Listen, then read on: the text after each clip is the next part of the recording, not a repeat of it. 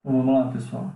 Agora, aqui nesse vídeo, a gente vai falar um pouquinho sobre os elementos que compõem o mapa, tá? Dando continuidade à nossa temática de cartografia. Então, vamos lá. Bom, o mapa ele vai apresentar para a gente, né, vários elementos que nos ajudam a compreender, certo? E esses elementos, eles vão auxiliar a nossa leitura dessa informação cartográfica. Tá? Então, aqui tem, de maneira bastante sucinta, né, e bem didática, quais são esses elementos essenciais que um mapa ele deve apresentar para a gente.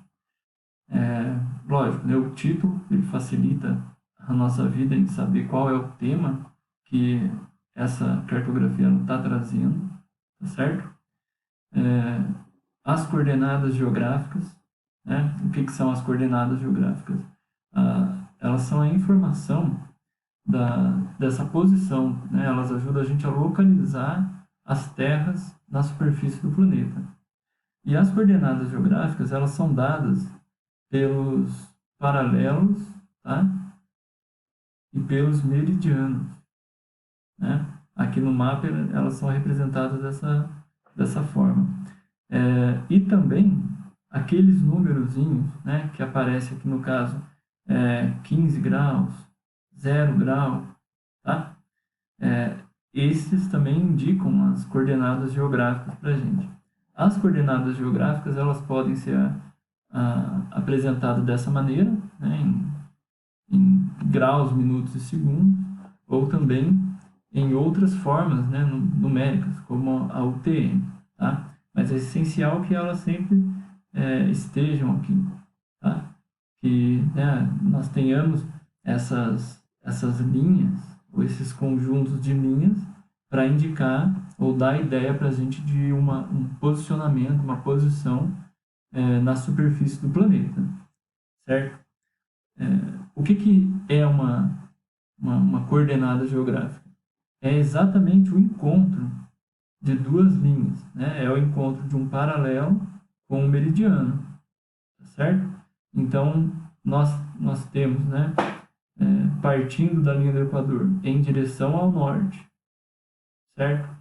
90 graus, e da linha do Equador em direção ao sul, 90 graus também.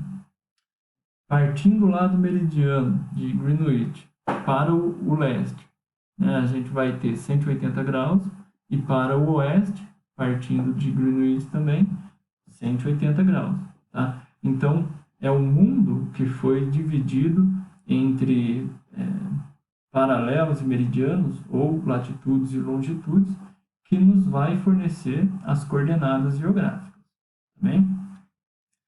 Sempre lembrando, tá? O que é uma latitude? A latitude ela é a distância medida em graus de um ponto qualquer da superfície da Terra, tanto no hemisfério sul quanto no hemisfério norte, até a linha do Equador. Então, quando nós temos aqui esse ponto, este paralelo todo aqui, 15 graus, significa que daqui até a linha do Equador nós temos essa distância de 15 graus ao sul, certo? Então, ela serve para a gente identificar essa posição, né, de um ponto aí na superfície da Terra. Beleza? A orientação também, ela é um dos elementos essenciais que compõem o mapa, né? Ela vai indicar para a gente quais são as direções, né? Aqui, uma forma de se representar é com a rosa dos ventos, ou rosa dos rumos, né? E neste caso aqui nós temos a indicação do norte, o oeste, sul e leste, tá? Então, a orientação aqui, ela mostra para a gente que neste mapa, né, o norte fica neste lado da quadrícula, certo? Aqui é o leste. A gente poderia inverter, tá, essa orientação, se fosse necessário, né? Se eu colocasse aqui o mapa do Brasil, vamos colocar aquele virado, né, para baixo, de ponta cabeça, tá? A gente viraria a rosa dos rumos aqui também, beleza? Tá? Outro elemento, né, importantíssimo que vai auxiliar a gente a fazer a leitura e a compreensão do mapa são as legendas. A legenda, ela sempre vai aparecer no mapa, tá? É ela que vai me dizer o que eu tenho ali no mapa que eu consigo fazer essa leitura. Então, aqui, por exemplo, tá mostrando para a gente, né, os limites internacionais e os limites estaduais. Os limites internacionais são essa linha, né, mais evidente, mais grossa aqui, tá? E os limites estaduais, a linha mais fininha, né? Esse é um mapa bem simples, só para a gente compreender mesmo quais são os elementos. Eu já vou dar um exemplo num outro mapa para vocês, tá? A fonte do mapa, quem fez, então, neste caso aqui, esse mapa, ele é uma adaptação do IBGE, né, no Atlas Nacional Digital, tá certo? De 2005. A escala do mapa, também ela tem que aparecer aqui, né, importantíssimo para a gente conseguir fazer qualquer cálculo de distância, cálculo de área, perímetros, né? Ou calcular a distância do Brasil de uma ponta a outra, eu tenho que saber a escala, certo? E aqui a escala ela está aparecendo tanto a escala gráfica como a escala numérica, tá? Ambas as escalas aqui. E óbvio que elas estão ali, uma faz referência à outra, né? Quem já assistiu o vídeo, né, sobre projeção cartográfica vai lembrar, né, desse item aqui. Então, lembra que em vídeos anteriores eu falei que a projeção ela nos ajuda a compreender como que foi produzido esse mapa, como que essa parcela da superfície da Terra ela foi projetada aqui. Nesse caso, é uma projeção policônica, tá? E a localização desta área aqui no mundo, né? Onde que ela está. É lógico, isso aqui é variável também.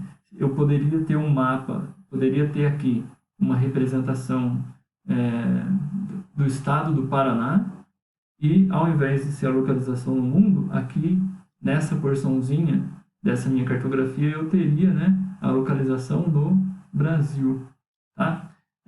Esse é um item que é normal a gente encontrar ele, né, nos mapas, porém nem todo tipo de mapa, quando a gente for, né, verifica em livros didáticos ou na internet mesmo, é um item que normalmente a gente pode encontrar sem, tá certo? Esses são, né, alguns dos elementos aí que compõem o mapa. Abordando especificamente a legenda ela vai trazer uma série de informações para a gente.